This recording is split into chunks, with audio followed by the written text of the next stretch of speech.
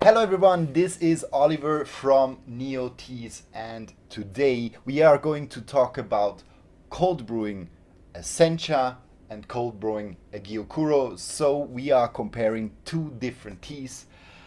On the one hand, we have Sasahime from Mr. Sakamoto. So the Sasahime from Mr. Sakamoto is a Nokomidori Yabukita, an Acai cultivar green tea, so it is actually a blend. And on the other hand, we have one cultivar tea, so single cultivar tea from Mr. Masuda from Shizuoka, and this here is a Yabukita Sencha. Here we talk about the Gyokuro from Mr. Sakamoto from the region of Kagoshima.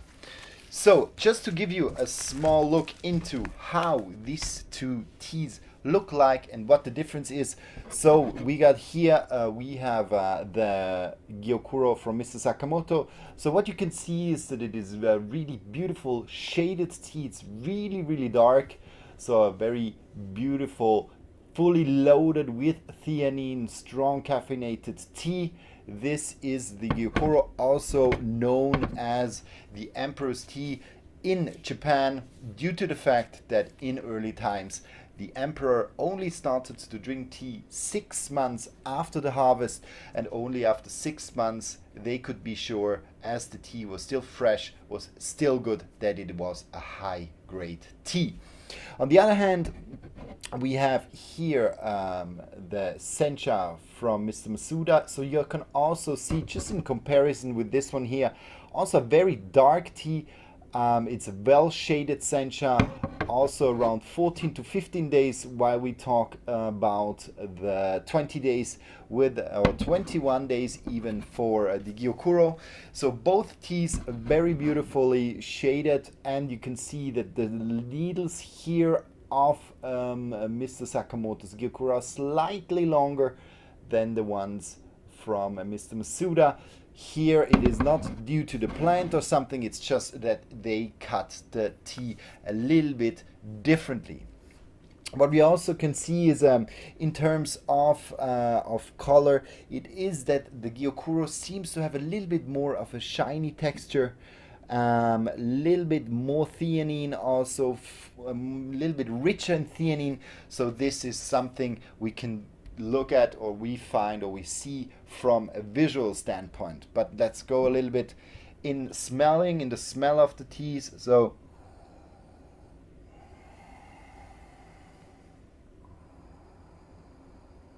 we have a deep grassy sweetness. I think it's a good mix, this tea, of really this Okomidori, kind of this sweeter cultivar with the deepness of the Acai and the Yabukita. So this tea really has a very nice grassy but deep kind of full-bodied grassy taste. Now let's go for Yabukita.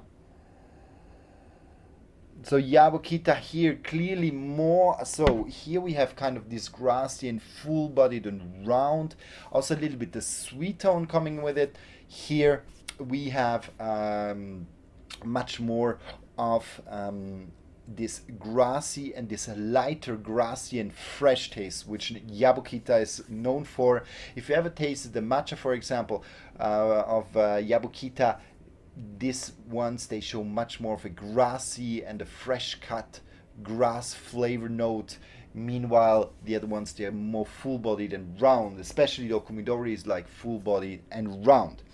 So what you do is you just take these two teas, each of them you use 5 grams, you put it into a half a liter of water, and then you just leave it in for around 20 to 30 minutes, and you have a great freshly brewed, cold brewed green tea. So this is what I did. It's just 30 minutes ago I poured a half a liter of water in these two beauties. So I'm just gonna show them to you.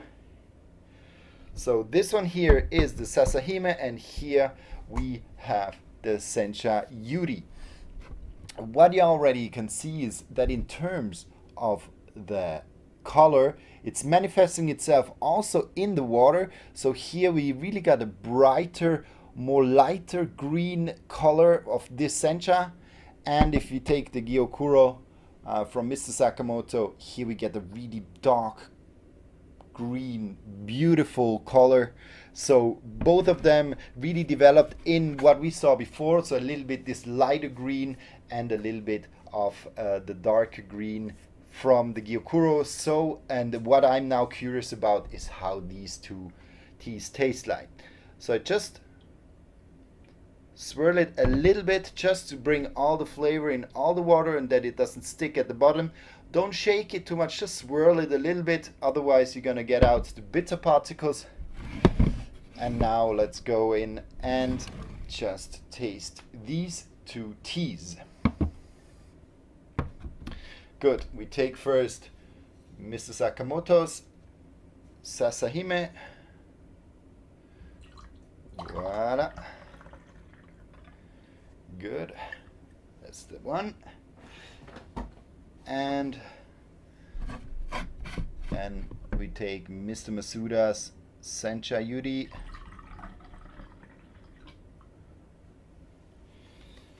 Good. So, already in liquor in the glass, you can see there's a difference. It's a slighter difference than with the leaves, but you can still see that this is a little bit more golden yellowish, and here we got more this shade green color. Now let's go into the taste.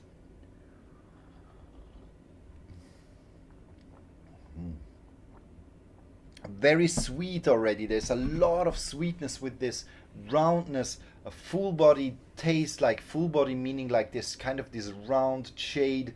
It's like a little bit of a thicker texture as well. So having really this round taste, beautiful, and a lot of freshness of cucumber, a little bit of fresh spinach, but mainly it's kind of a little bit this cucumbery, and there's a slight sweetness, so the umami at the moment is not too strong yet. So it really develops a nice flavor in terms of this freshness and roundness and a little bit of a hint of sweetness.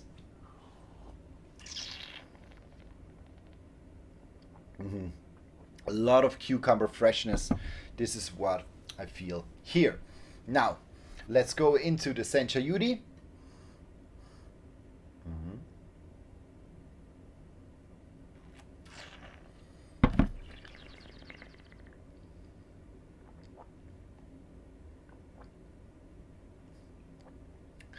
So here we got much more of a fresh, grassy, because even a little bit of a hay flavor, so a slight hay note is with it.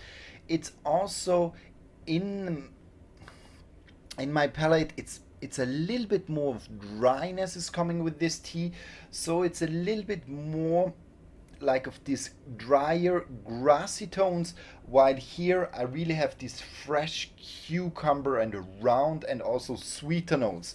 So a little bit more of a tanninic flavor as well. So a little bit, if you ever have had a kind of a dry wine, this is what remembers me. It brings me a lot into a little bit this more hay and dry summer grass direction, while here I'm more in kind of the fresh round cucumber. When you bite in a fresh cold cucumber, it's much more what I feel here, while there's a little hint of sweetness developing with this tea.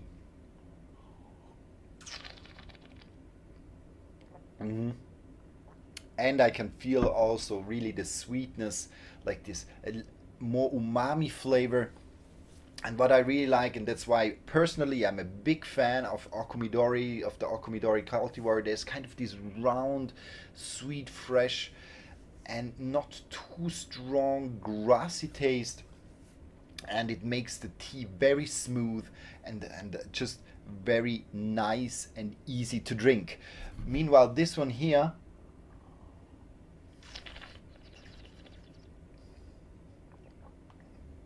has more in the grassiness, has more kind of this dry, fresher, grassy flavor. It also get a little bit of this cucumbery taste, but kind of this in the beginning, this dry grassiness takes over most of the taste. It's definitely a fresher tea in terms of kind of, it's here I kind of have the feeling that it really kind of tranquilizes me, it is round, it is refreshing, while here it has kind of a refreshing but also waking up note due to the freshness of the dry grassy. So it has a little bit more of a stronger, of more kind of empowering or power giving or energizing characteristic, you could even say, while here you get really this smooth, round and refreshing note, but really posed, really calm. This is the main difference I can see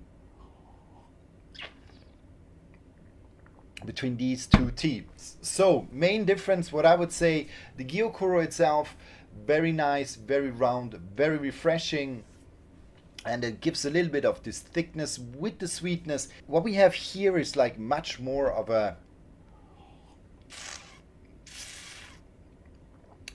this grassy, hayish, a little bit also refreshing, kind of more energizing type of character. And here there's just much more sweetness, much more roundness. There's more this refreshing character also of cucumber with this one here. So it's more like a calming refreshment, and here it's a little bit this energizing, grassy, dry refreshment. So these are the main two differences. It depends a little bit what you're looking for. In summertime, both of them, they work very fine, and you can even leave them longer in, and these characteristics of each tea, they get stronger. And if you leave it in over the night, you then really have a well developed, but nevertheless, after half an hour, these two teas, they are already done, already ready to be drunk as cold brewed green teas.